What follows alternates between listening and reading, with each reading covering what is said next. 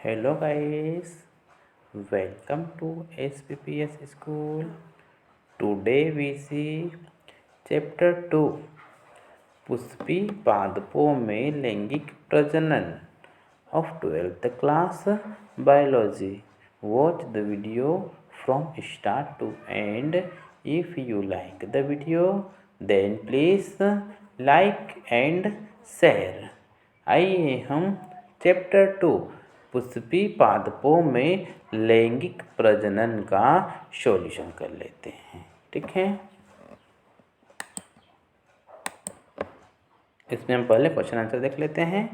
Question number 2, लघु बीजाणु धानी तथा गुरु बीजाणु धानी के बीच अंतर स्पष्ट करें। इन घटनाओं के दौरान किस प्रकार का कोशिका विभाजन संपन्न होता है? इन दोनों घटनाओं के अंत में बनने वाली संरचनाओं के नाम बताइए। ठीक है, तो हम इसका आंसर देख लेते हैं।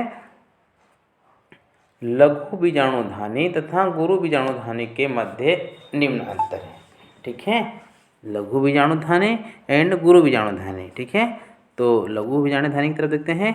यह बायां त्वचा मध्य हिस्से तथा टेपिटम से घिरी रहता है। ठीक है, यह बायां त्वचा मध्य स्तर तथा टेपोटम घिरी रहती है।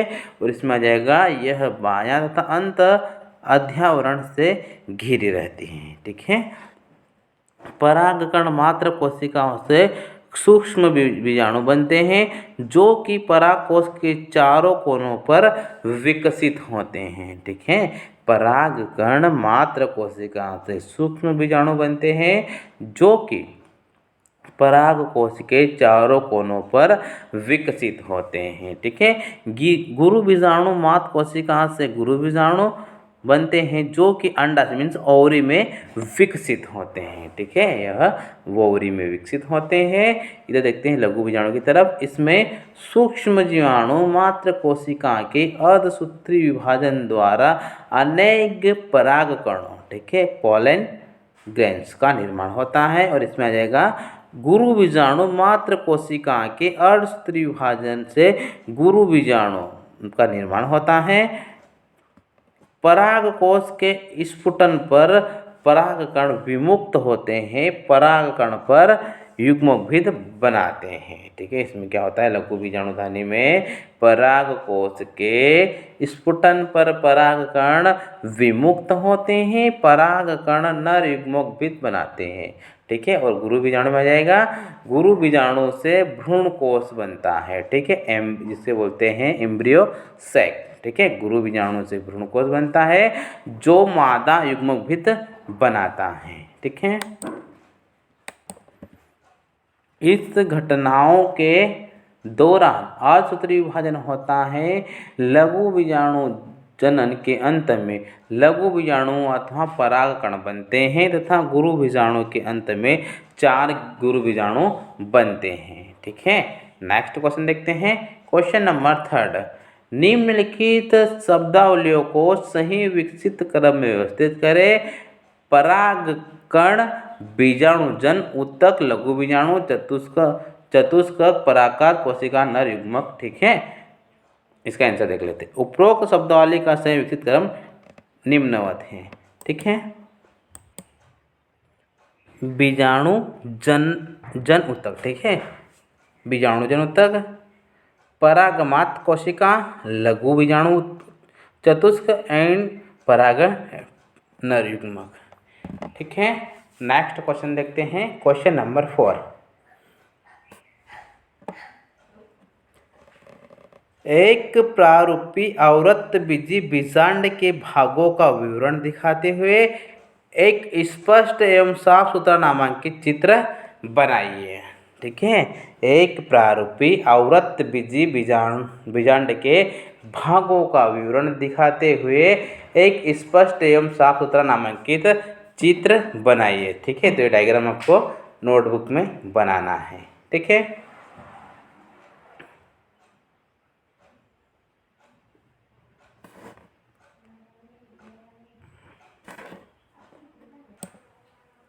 नेक्स्ट क्वेश्चन देखते हैं। आप मादा युग्मोद्भिद के एक बीजाणुज विकास से क्या समझते हैं? आप मादा युग्मोद्भिद के एक बीजाणुज विकास से क्या समझते हैं? इसका आंसर देख लेते हैं। गुरु बीजाणु जनन के फलस्वरूप बने गुरु बीजाणु चतुष्क में 3 नष्ट हो जाते हैं। ठीक है, में से 3 नष्ट हो जाते हैं तथा केवल एक गुरु बीजाणु ही सक्रिय होता है जो मादा युग्मोद्भिद का विकास करता है। गुरु बीजाणु का केंद्रक 3 सूत्रीय विभाजनों द्वारा 8 केंद्रक बनाता है। ठीक है, गुरु बीजाणु का केंद्रक 3 सूत्रीय विभाजनों द्वारा 8 केंद्रक बनाता है। प्रत्येक ध्रुव पर 4-4 केंद्रक व्यवस्थित होते हैं। ठीक है, इसे ध्यान से समझिएगा। प्रत्येक ध्रुव पर 4-4 केंद्रक व्यवस्थित हो जाते हैं। भ्रूण कोश के बीजांड द्वार ध्रुव पर स्थित चारों केंद्र में से 3 केंद्र कोशिकाएं अंड उपकरण बनाते हैं, जबकि निभागी सिरे के 4 केंद्रकों में 3 केंद्रक एंटीपोडल कोशिकाएं बनाते हैं। ठीक है, दोनों ध्रुव से आए एक एक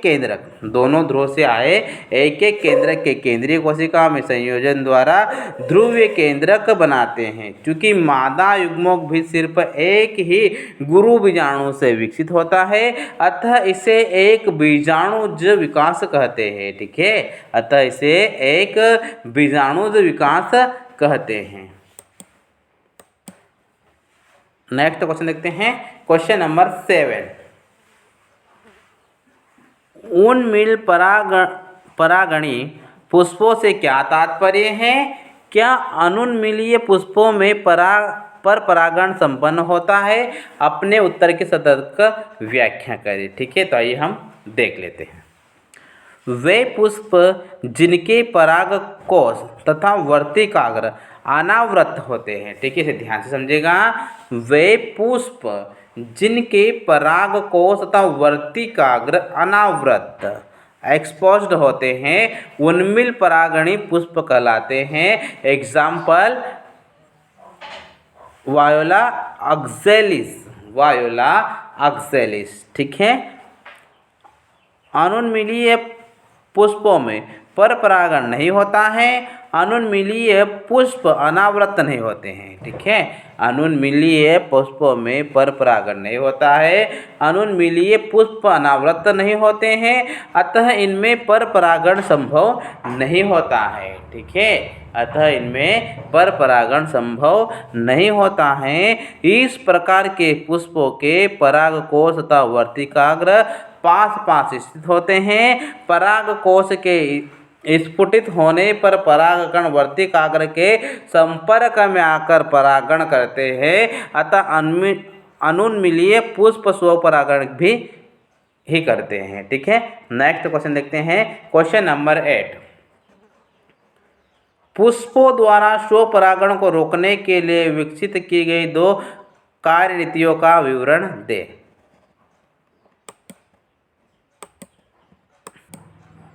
इसका आंसर आ जाएगा, पुष्पों में स्वपरागण को रोकने हेतु विकसित की गई 2 कार्यनीतियां निम्न हैं। ठीक है, पुष्पों में स्वपरागण को रोकने हेतु विकसित की गई 2 कार्यनीतियां निम्न हैं। फर्स्ट में दिया गया है स्वबंध्यता और भिन्न काल पक्वता। ठीक है, पहले हम देखते हैं स्वबंध्यता। ठीक है, इसे बोलते हैं इंग्लिश में सेल्फ फर्टिलिटी। इस प्रकार की कार्यनीति में यदि किसी पुष्प के परागकण उसी पुष्प के वर्तिकाग्र पर गिरते हैं। ठीक है, इसे ध्यान से समझेगा। इस प्रकार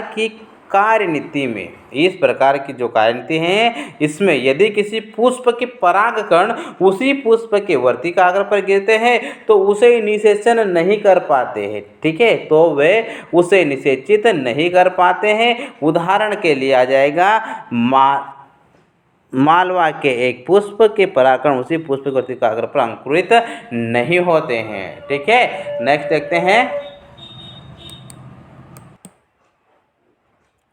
हैं भिन्न काल पक्त है ना। इसमें नर तथा मादा जननांग अलग अलग समय में परिपक्व होते हैं। ठीक है, इसमें क्या होता है, भिन्न काल पक्वता में इसमें नर तथा मादा जननांग अलग अलग समय में परिपक्व होते हैं, जिससे स्वपरागण नहीं हो पाता है।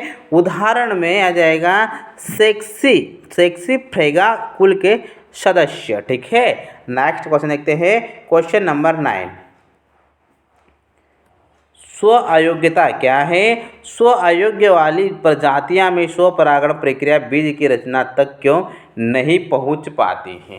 ठीक है, स्व अयोग्यता क्या है? स्व अयोग्यता वाली प्रजातियां में स्वपरागण प्रक्रिया बीज की रचना तक क्यों नहीं पहुंच पाती है? इसका आंसर देख लेते हैं।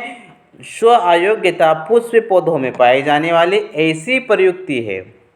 स्व अयोग्यता पुष्पीय पौधों में पाई जाने वाली ऐसी प्रयुक्ति है जिसके फलस्वरूप पौधों में स्वपरागण नहीं होता है, अतः इन पौधों में सिर्फ परपरागण, ठीक है, सेल्फ पोलिनेशन नहीं होता है। ठीक है, और इनमें सिर्फ परप मीन्स क्रॉस पोलिनेशन ही होता है। स्व अयोग्यता दो प्रकार की होती हैं। ठीक है, फर्स्ट में दिया गया है विषम रूपी। इस प्रकार की स्व अयोग्यता में एक ही जाति के पौधों के वर्तिकाग्र तथा परागकोशों की स्थिति इस प्रकार की स्व अयोग्यता में एक ही जाति के पौधों की वर्तिकाग्र तथा परागकोशों की स्थिति में भिन्नता होती है, अतः पराग नलिका की वृद्धि वर्तिकाग्र में रुक जाती है। ठीक है, नेक्स्ट पॉइंट देखते हैं समकारी। इस प्रकार की स्व अयोग्यता विरोधी एस अम्लीय द्वारा होती है। उपरोक्त कारणों के फलस्वरूप स्व अयोग्यता वाली जातियां में स्वपरागण प्रक्रिया बीज की रचना तक नहीं पहुंच पाती हैं। ठीक है, नेक्स्ट क्वेश्चन देखते हैं, बैगिंग या थैली लगाना तकनीक क्या है? पादप जनन कार्यक्रम में यह कैसे उपयोगी है? बैगिंग या थैली लगाना तकनीक क्या है? पादप जनन कार्यक्रम में यह कैसे उपयोगी है? इसका आंसर देख लेते हैं। बैगिंग बोरावस्त्रावण एक ऐसी तकनीक है जिसके द्वारा परागकण में ऐच्छिक परागणों का उपयोग तथा वर्तिकाग्रों को अनैच्छिक परागणों से बचाना सुनिश्चित किया जाता है। ठीक है, बैगिंग के अंतर्गत विपंसित पुष्पों को थैली से ढककर इनके वर्तिकाग्रों को अवांछित परागणों से बचाया जाता है।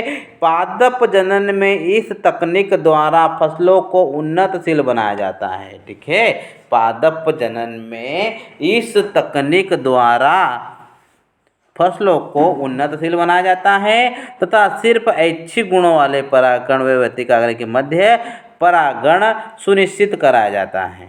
ठीक है।